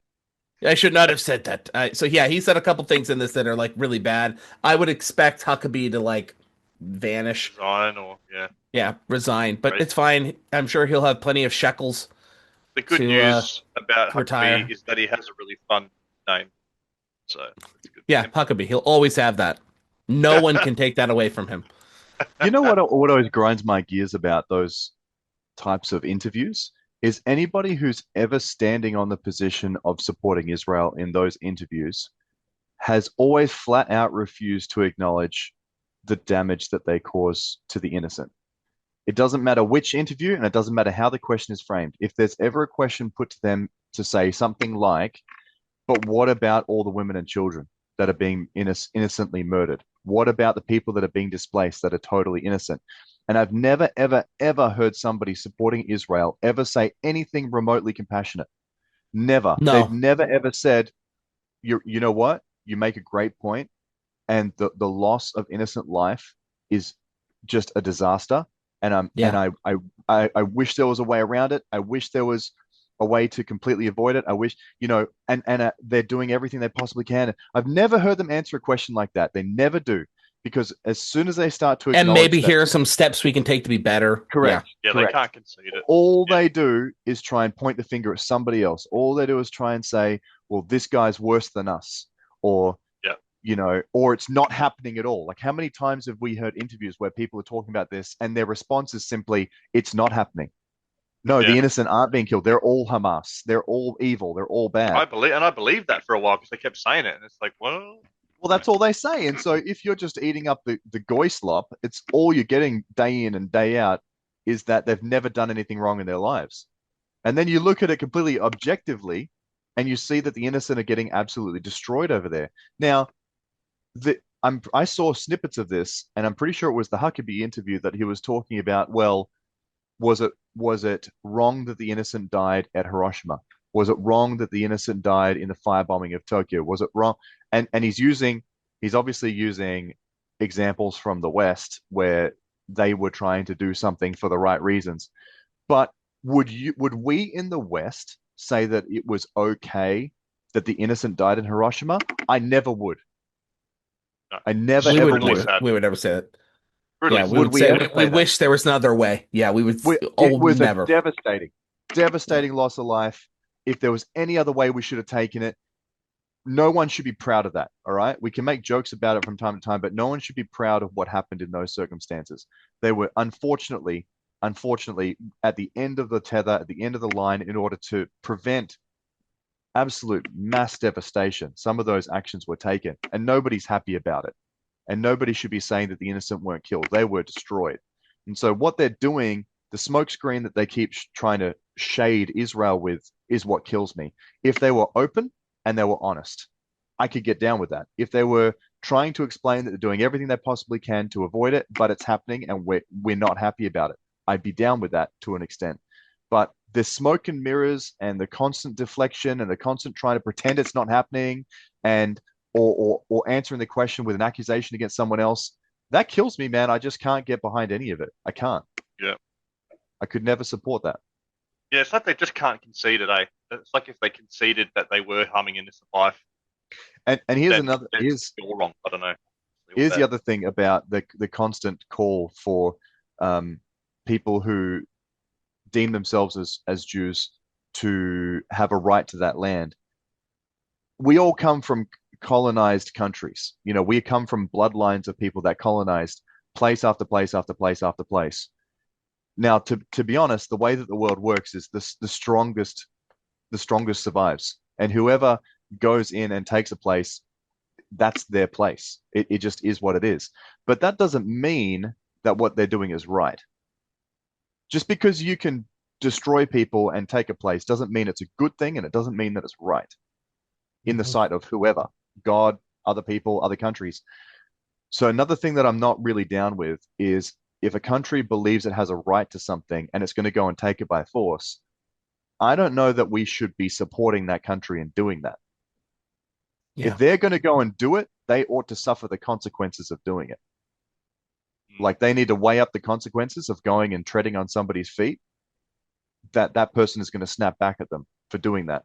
And I'm not sure, and we should be very careful about trying to back someone who's trying to take other people's stuff, other people's land, other people's possessions and homes. And, I think right and wrong is a big deal for me. And I don't know that blindly following the leader on something like that is the way to go. But hey, who am I? You're Ammon. And that means I have absolutely nothing to stand by. Nothing to stand behind on that. So you get what you pay for on that. Who am I? I'm Ammon. I'm absolutely no Don't one. mind me. Just gonna have a sip of the old goy slop. Good goy slop. Oh, so good. My goodness. So, by the way, the other thing that Huckabee was called out on here, not to beat this horse any longer, but there were so many good tidbits on here. One of the things Huckabee did, one of the very first things he did as ambassador to Israel, is he went and visited with one of the most famous Israeli spies that stole information from America, and ended up getting released with like a slap on the wrist, and that was it was a big scandal, you could say, when it kind of happened. Huckabee met with him like in the embassy and so forth, and Tucker asked him about it. And two things happened. It was pretty crazy when he asked him. Huckabee said, "You know what's crazy, Tucker? You're the only person who's asked me about that since this happened, since I did this." And he was using that like a, why are you even interested in this, Tucker? So like he did that, but it was like, you're telling me not a single journalist thought that this was an important question to ask the U.S. ambassador to Israel. That shows you who owns the media. Firstly, nobody, not one person thought, "Hey, Huckabee, why are you meeting with Israeli spies?" And the second thing it is, he lied. So he said, "Well, I actually, I met him, but it was like, accidentally in a restaurant, like in a restroom, it's like one of those stupid things."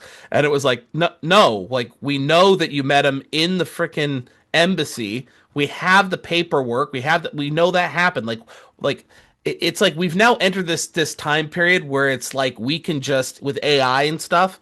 Like I genuinely believe that we are so balkanized into our groups that they can just say, "No, that never happened." And even when it's like, "No, like this is an established fact, you did do this." And then, the Goyim slop eaters, as you put it, will just be like, "Well, no, it never happened. Like it's just AI or whatever. It's all just fake." And I don't think there's any way to bridge these gaps anymore to be like, this actually did happen. Oh my goodness, who drew that? Freaking trying to get us banned immediately. My goodness. God, you didn't see nothing. Anyway, moving on. You, you didn't see nothing. I Okay. was drawing the Buddhist peace sign. Okay, great. Good. Okay. Yep. Next one here. I don't know why it did this picture. It's a bit Uchtdorf in this thing, in this missionary, because he's now in charge of the missionaries, because he's now in charge of the 12 apostles, or the acting president of the 12 apostles. Ashley asked me about this. She didn't actually, as a convert, she didn't actually understand what all that language meant, and I had to let her know, like, which maybe other people out there don't know this. So, like, if the acting president or the official president of the Quorum of the 12 Apostles is the apostle who's been in it the second oldest. So that would be the next one under President Oaks. But if that person happens to be in the first presidency, it doesn't he isn't a member of the first presidency and acting president of the Quorum of the 12 Apostles. So it's like, who's the next oldest one after that? And so that would be Uchtdorf. So that's why he's the now in charge of that. And this is one of his very first kind of speeches to the missionaries. And I actually really appreciate that he said that your primary goal or function is, your job is to go preach repentance. And so basically like a doctor, curing people. Your job is to go and cure people. Your job is to cry repentance. So That's Through good. That's an interpretive easy one. dance. Yeah, naturally through interpretive dance, rapping, magic, and backflips, and whatever else you've got. Call people to repentance in any way you can. No, but it's that's an easy one to forget. But that's what a missionary's purpose is, to actually call people to repentance. And may they be so bold. You know what I mean? Yeah. It takes someone to be bold to do that. And from everything we talked about, doesn't it feel like there's a bit of less of boldness these days? There's a bit more other stuff. Be more bold. Feminagoyism, what is that word I'm looking for? Femgoy. Femgoy? Yeah. It reminds me of something I shared with the youth this morning, and it's something that we've talked about quite a few times, is what is the danger if they don't cry repentance unto this generation? The danger is twofold. Number one, it's that people are going to miss out on the opportunity um, to protect themselves from the things to come. So by them repenting, they're changing, they're improving themselves, and they're preparing themselves for the day in which everything basically burns, right? And also they're protecting themselves from the blood and sins of this generation falling upon them personally for not Yep. having done what they're supposed to do. So when someone's Correct. standing at the watchtower, you're in danger because there's an army coming. Yep. And you're also in danger because if you don't do your job and you fall asleep, your own people are going to want to kill you. So Yep. it's not like it's not like you miss out on blessings for not being a good missionary or a good member of the church. You are actually cursed. Like there's danger in not fulfilling your mandate because we are called, every single one of us, to declare repentance under this generation. And if we don't do it and save them and protect them, then our own people, the Lord, causes the blood and sins of that generation to simply fall upon us. And so we're in trouble if we don't do it. We're in trouble. So I like that we're just bringing it back to something as basic as, like, guys, just keep in mind, this is the goal. You got to cry repentance. You got to do it. Yeah. Yep. The world is getting a little softer. And just FYI, if the three brother emails ever get leaked, it'll be full of references to femgoyism. It'll be full of every email will be, well, are there femgoyams there? So that'll be that's mostly what our emails are about. So I'm not really sure what we're doing to this poor sod here. This is like bandages, maybe? Like these are bandages all over We're his face. we're I making him made the doctor happy. Patch Adams. The Hmm. doctor was Patch Adams. He was a clown. Okay, No reason. works. I'm just making this guy a bit happier, and we're bandaging him up good. Okay, good. It's just like an anime. It's like whenever Yeah, anyone is injured in anime, they always just have bandages everywhere for some reason. Because badly drawn man. because white ace bandages work like that. All right, well, the last one here. This one ends on a little bit of a funny upper beat note on purpose. So take us away. I don't know if our two Aussie friends knew about this. I did see or hear something about it, but I didn't look at the actual news articles or anything. But Australia continues to be being Australia. Koala wandering around with a machete. Have you ever heard of have you ever heard of drop bears? Is that something you've heard of, Marker? Drop bears? I have not. No, I have not. So it's funny. So when visitors come to Australia, it's one of Oh, the yes, they we give always people say, "Watch out." koalas. Well, no. So we say, "Watch out for drop bears." That's what we say, and we say it like it's a real thing. And essentially, what a drop bear is a vicious koala that will jump out of the trees and has fangs that will actually bite you. And we Yes. say it like, "Hey, watch out for that!" Like it's real, but everyone laughs. Like we all laugh because we know that it's not real, but the visitors don't know that it's a joke. Um, that's what it made me think. This koala's got a machete. It's like drop bears have evolved. Drop bears are carrying weapons. Yeah. You know, give me your eucalyptus. Give me all your eucalyptus leaves. But I don't know that. I actually don't know much else about the story. Is there anything else worth like noteworthy about the I've seen story? the pictures and some of the videos, so it is real and it's Yeah. hilarious. This this is some koala who's finally had enough of everything in Australia trying to kill him, and he found a machete. And so, And koalas Ironically sleep enough, 18 hours a day. ironically enough, a koala with a machete is not the only thing in Australia that wants to kill you. Everything in Australia wants to kill you. Koalas are probably the least of your concerns, even one with a machete. Correct. yeah, I've seen the videos. I've seen the videos of people talking about the jump bears, and then they've been like, they talked about how dangerous they are, and they gave them to tourists, and the tourists are like, ah, and then they're like, oh, whoa, whoa, don't move. I think he's upset. And then they're oh no, and so yeah, I've seen the videos of us. You, you know what would add to the terror of those people? For anyone that hasn't held a koala before, they have extremely powerful claws. Yeah. So that whilst they look cuddly and soft, their claws are extreme because they literally just climb up and down solid trees all day. And so when you hold them, they grip you like they're holding onto a Yes. tree. Oh no. Yeah, it's like the talon of an eagle. Like if you caught an eagle bare armed, it'd just be like a And koala hurt, is exactly the same. bleed. So people are like, oh, I'll hug a koala, bang, uh-oh. You literally feel like you're gonna get ripped to shreds with one of these things. So then Yeah. you start telling them that it could get angry and it could actually kill you, and they'd probably believe that. Yeah. Let alone And let alone that they're it's not that packing. cuddly. They're not that cuddly, and they all have syphilis as well. So They do. Oh, yeah. nice. Chlamydia. For some reason, is it chlamydia? Oh, Yeah. one of them. Yeah. I think they're trying to collect the whole set. But they sound scary at night. If you ever camped around koalas, they actually sound like they're going to kill you at night as well. So That's Oh, what he's walking fuck. around. That's what he's walking around with the machete. Who's got gonorrhea? Give me gonorrhea. Give me the next one. Gotta catch them all. Yeah.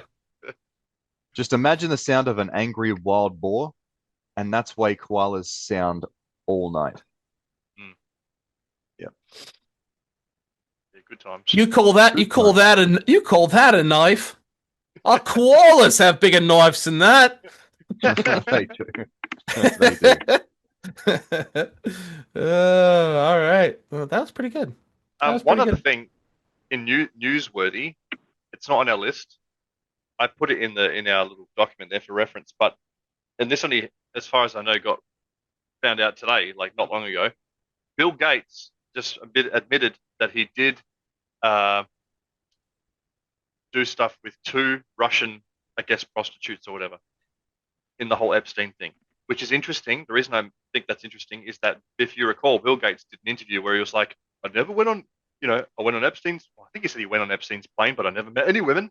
I never, blah, blah, blah, denying everything. Now he's like come out to his staff. I guess he still has staff. It's probably his charity staff, and had to do this groveling apology saying, actually, I did do things with two Russian women, whatever they were, da da da da. And I don't know, man. It's just like there's more and more coming out about that stuff, and these people would just bold faced lie to you. A week ago, he said he had done nothing, had nothing to do with it. More information will come out, and you'll see that I had nothing to do with anything. And next minute, he's on his knees groveling to his foundation, asking for forgiveness for blah blah blah blah. So I feel like just a pawn in this massive game of like we have no control over anything, no control over what we hear, what we do, da da da. We can only do the best we can do with the information we have and do the best we can with ourselves, our righteousness, our faithfulness, mind ourselves. These guys are just, we're surrounded by Gaddy ants at the end of the day. Anyway, I just thought that was interesting because, it's topical and it just came out today and I think there'll be more. if it does anything, I think it should really wake up, in particular, the boomers. It should wake them up to realize that politics is not going to save you. And Nope. the wealthy and the successful and the people that you've been following all these years as though there's some kind of something to emulate in life or something to follow and respect, all that sort of stuff. It's all come crashing down right in front of us. And it's okay to change tack. It's okay to change political consideration and affiliation. It's okay to say, I was trying to support something before because it made sense and it appeared to be doing the right type of things. But now with this new information, that's all changed. And I'm no longer going to support this stuff. Yeah. Politics is not going to save us. The gospel of Jesus Christ is the only thing that's going to save us. Amen to that. Yeah, and if you feel like you can have your cake and eat it too, that I can treat hockey this important, or if I can treat politics this important, if I can treat these things this important, and then just go strutting into exaltation, and I'll learn to value the important things there, you're gonna be in for a rude awakening. So, unfortunately. All right. Amen. So here's the spiritual thought segment. You guys like surprises? I Yeah. do. Oh, good. All right, here we go. All right. Since apparently we're not actually doing the high tech, we're just like mimicking it from now on. I guess like this is what we're doing. All right. So the spiritual thought segment that I thought tied well because this is from the Understanding Revelation I just did. I love this image, and I thought that there's an important commitment that is in this. Okay, so as for people who might not be familiar, this is a picture of people going to Mount Zion and the beautiful pillar of fire, as it may or may not look. So there we go. So the in Revelation we learn about these candlesticks, and the candlesticks with flickering flames, and Christ told us to carry these candles, these candlesticks, this light, which was Christ, into the world, right? So the candlesticks with flickering flames once bore witness of a hidden Christ amongst scattered congregations.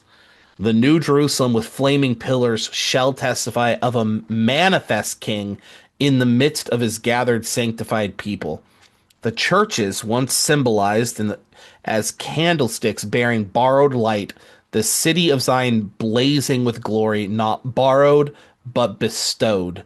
Then shall the hidden Christ stand openly among his saints, his arm revealed, his keys exercised, his covenant fulfilled, and the nations shall know that he is the Lord, their Savior and Redeemer.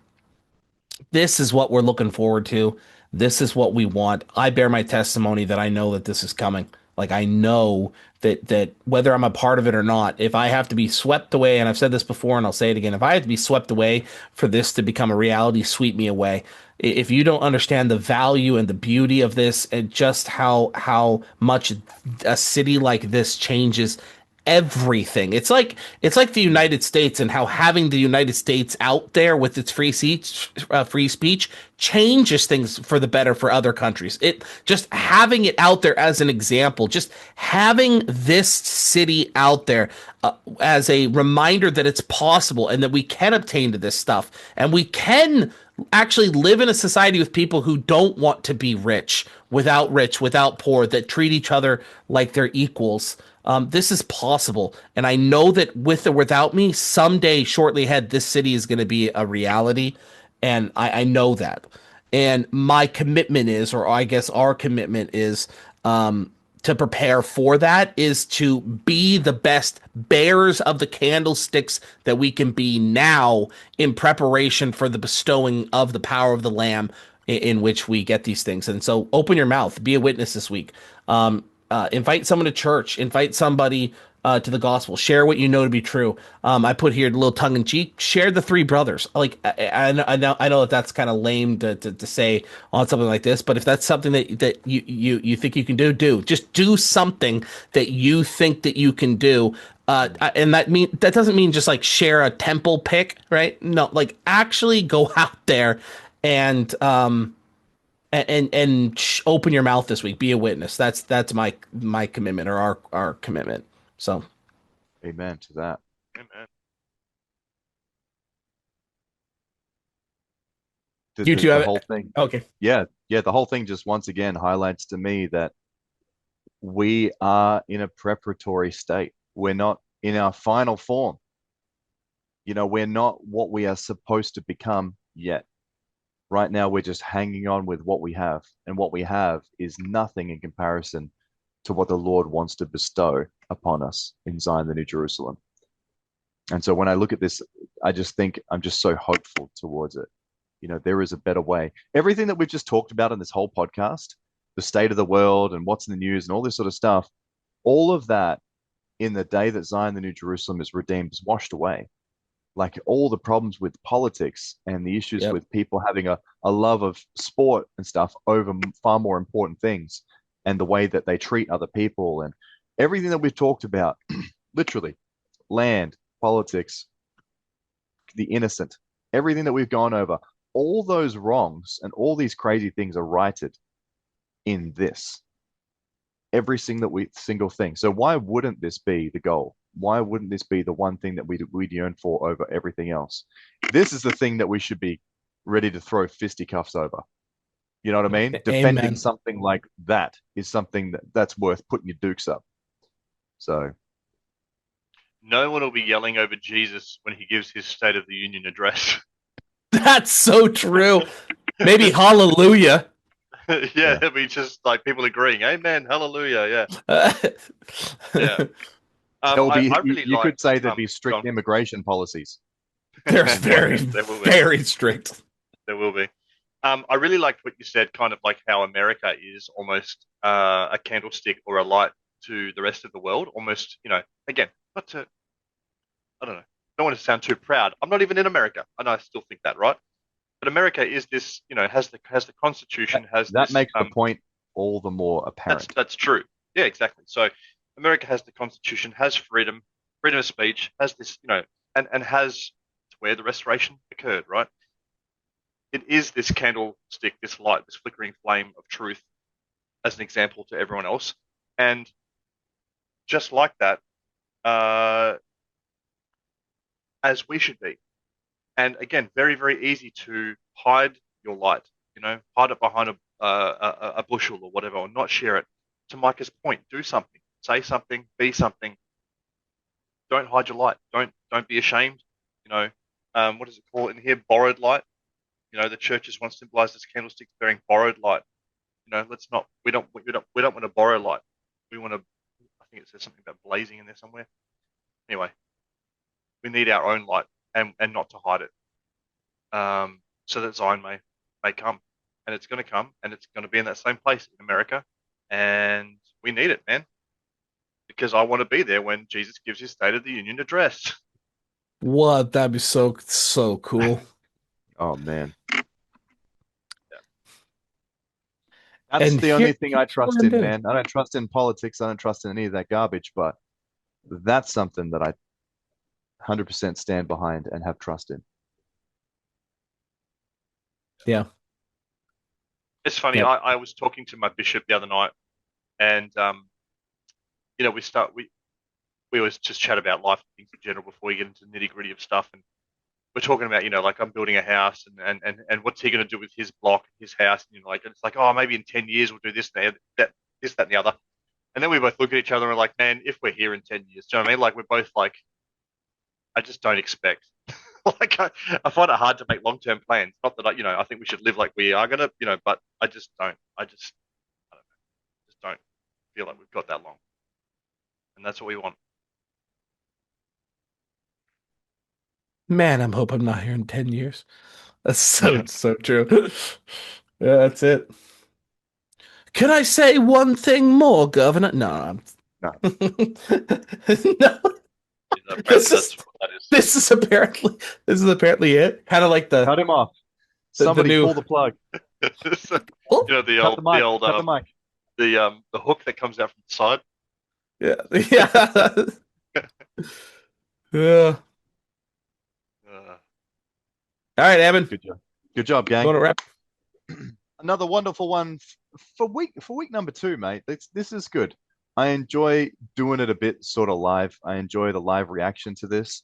I hope you guys have enjoyed it. Those of you that have accidentally clicked this link, you made it all the way through. So congratulations to you. Well done. We're happy to be here with you. We hope you enjoyed it. We hope you thought it was worthwhile. We'll continue to do this, and we are enjoying ourselves. That wraps it up. We are your favorite. Three brothers. And we'll Thanks for catch you joining again us. next week. Thanks for joining us. We love you guys. Do, do, do.